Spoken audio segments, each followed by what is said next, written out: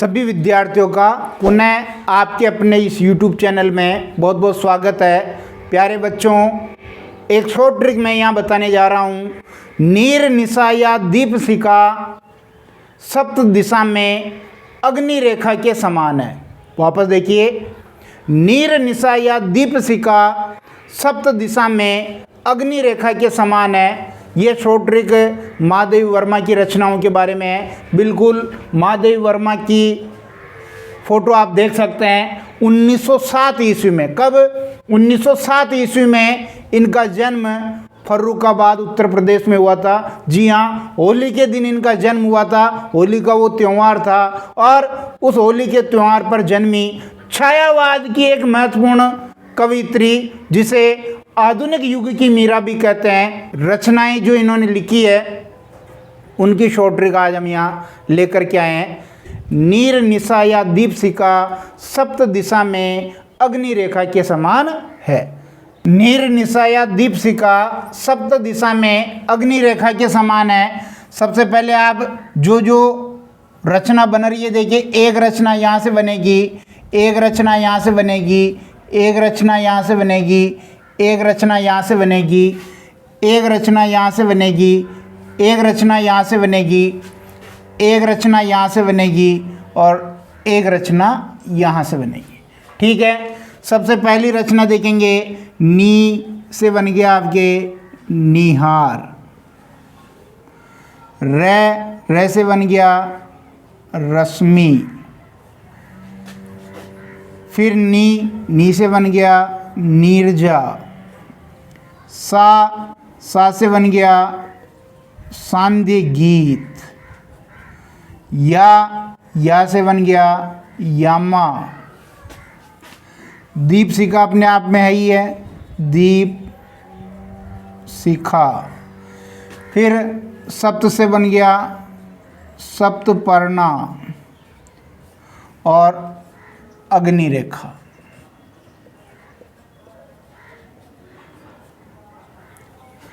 ध्यान दीजिए, ये 8 इनकी काव्य रचनाएं हैं। निहार इनकी प्रारंभिक है, निहार, रश्मि, निर्जार, सांध्य गीत।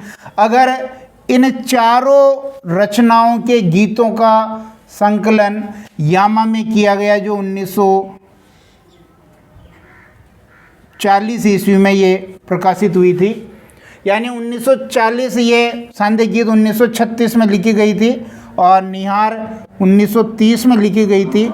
तो लगभग इस कालखंड की जो भी रचनाएं हैं, जो गीत थे, निहार, रश्मि, निर्जा, सांध्य गीत, उन सबको यामा में संकलित करके 1940 में इसको प्रकाशित किया था और 1982 में ज्ञानपीठ इस पर मिल चुका था।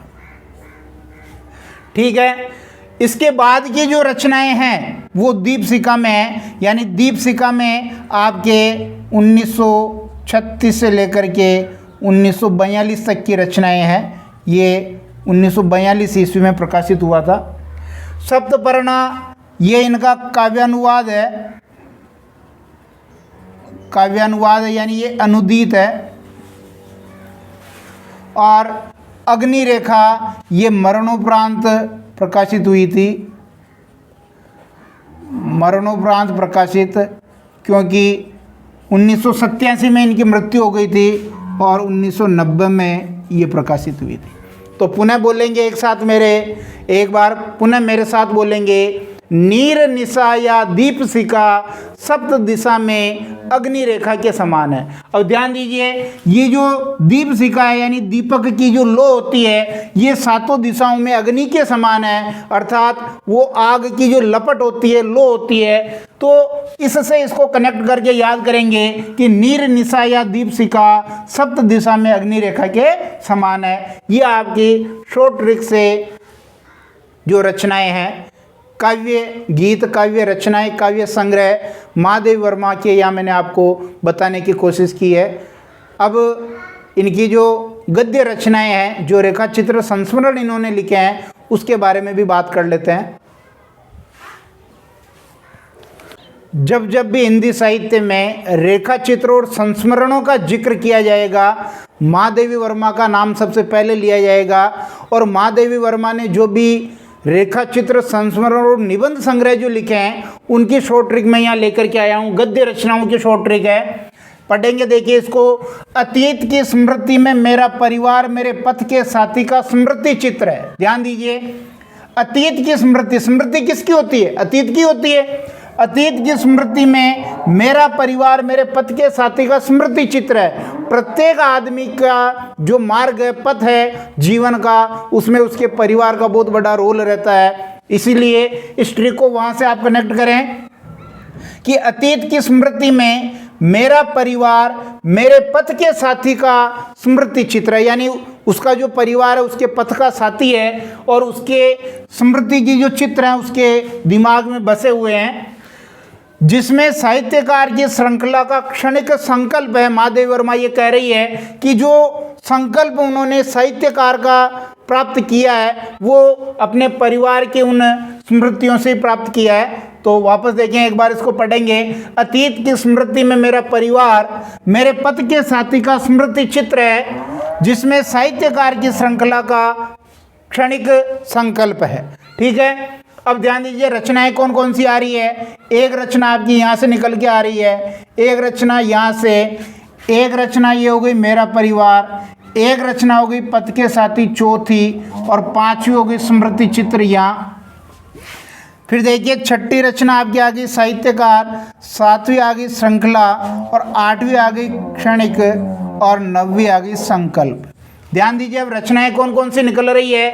अतीत के चलचित्र, अतीत के चलचित्र, ये इनकी रचना हो गई, अतीत के चलचित्र। फिर देखिए स्मृति की रेखाएं, स्मृति की रेखाएं हो गई, ये मेरा परिवार यूं का यूं हो गया, मेरा परिवार। चौथा पथ के साथी ऐसा कैसे हो गया। पांचवी देखिए स्मृति चित्र भी ऐसा कैसे हो गया, स्मृति चित्र।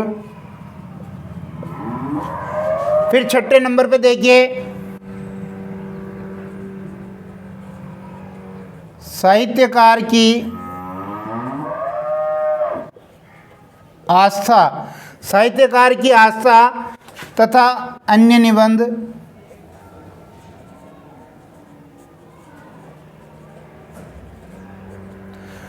फिर देखिए सातवें नंबर पे हो गया आपके श्रृंखला की कड़ियां।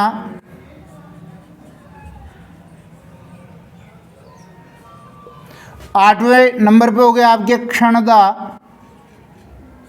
और 9 नंबर पे हो गया आपके संकल्पिता। ध्यान दीजिए ये जो 9 गद्य की रचनाएं जिनमें रेखा चित्र भी शामिल है, संस्मरण भी शामिल है और निबंध संग्रह भी शामिल है। ध्यान दीजिए ये पहले 1 और 2 जो हैं ये आपके हैं रेखा चित्र। क्या है? रेखा चित्र है। 3 नंबर को छोड़ दीजिए,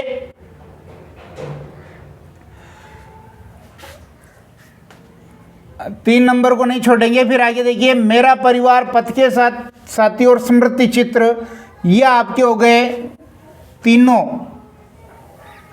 ये तीनों हो गए आपके संस्मरण। ठीक है, उसके बाद देखिए साहित्यकार की आशा तथा अन्य निबंध, श्रृंखला की कड़ियां, क्षणदा और संकल्पिता, ये चारों ही हैं इनके निबंध संग्रह। तो इस प्रकार हम इनके रेखा चित्र, इनके संस्मरण और इनके निबंध संग्रह भी अच्छी तरह से याद कर सकते हैं। वापस एक बार मेरे साथ पढ़ेंगे। अतीत की स्मृति में मेरा परिवार मेरे पथ के साथी का स्मृति चित्र है, जिसमें साहित्यकार की श्रृंखला का क्षणिक संकल्प है, यानी संकल्प जरूरी है जीवन में। हालांकि हमने यहाँ ट्रिक के हिसाब से क्षणिक संकल्प रखा, लेकिन आपका संकल्प क्षणिक नहीं होना चाहिए, मजबूत होना चाहिए। निश्चित रूप से आपको ये वीडियो पसंद आया होगा। वीडियो पसंद आता तो लाइक शेयर जरूर करें। बहुत बहुत धन्यवाद।